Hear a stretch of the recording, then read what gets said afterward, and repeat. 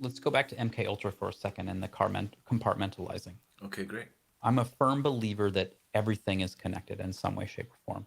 Okay. We've seen it scientifically. If you believe in religion, like that's what they believe as well. Like they both all agree that the molecules are all out there and they're all exchanging every 6 or 7 years. It becomes somebody different. It exchanges. It goes into the earth. It goes into the air. It goes into somebody else that's next to you.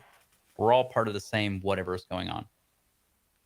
And so if you take that theory and you apply it to your emotions or secrets and stuff that you compartmentalize, if I'm pushing down my sadness or my shame or my guilt and I put it in a box and I hide it, then there is part of my joy that goes with that, whether I intend to or not. There's part of my, my ability to,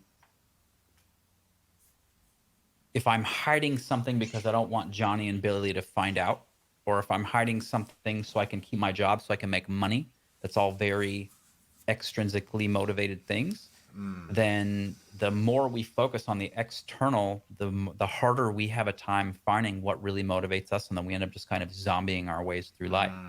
And Yeah, so, man. I like to say mhm, this like I try to make as many decisions as I can out of the feeling of fullness mhm, instead of out of the feeling of emptiness. Like I have yeah, to make this decision because I don't know. I got nothing to choose from. yeah, It's an emptiness feeling, so you're making decisions out of emptiness. So I try to think about making decisions out of the feeling of fullness. yeah. full and complete with this feeling. It's like doing this research recently about what motivates people intrinsically versus extrinsically. Yes. And they're finding out, like, extrinsic motivations, money is a very powerful motivator. But if you have a really powerful intrinsic motivation, it actually increases the value of the money that you have. Like if you got $100 and you're going to go buy a pair of Air Force Ones or a night of booze and partying versus like, hey, I really have this really thing that I'm really passionate about. Like, how can I use this $100 to like invest into that space and increase this intrinsic benefit? Whether you think it's a dopamine spike or whether you think it's something plugged in to source energy or whatever it is, to me, it's all the same. True. And so it's, I think the value that you can really find in that space is much more valuable when you go through that experience of getting it out, because that is hard.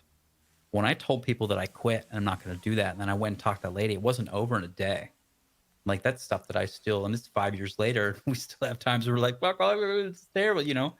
We still do that, but it's a process, and you let it out. And if you open the closet door and you shine the light in there, and all the skeletons are like, "Ugh," and they scatter, and you let all that darkness out, there's like this little golden chunk or a clue of something that's in there that you didn't even know was lost.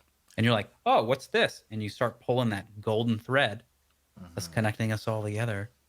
And, that'll bring you to the next discovery. That'll take you to the next breakdown, to the next discovery, to the next breakdown, and just that cycle. It's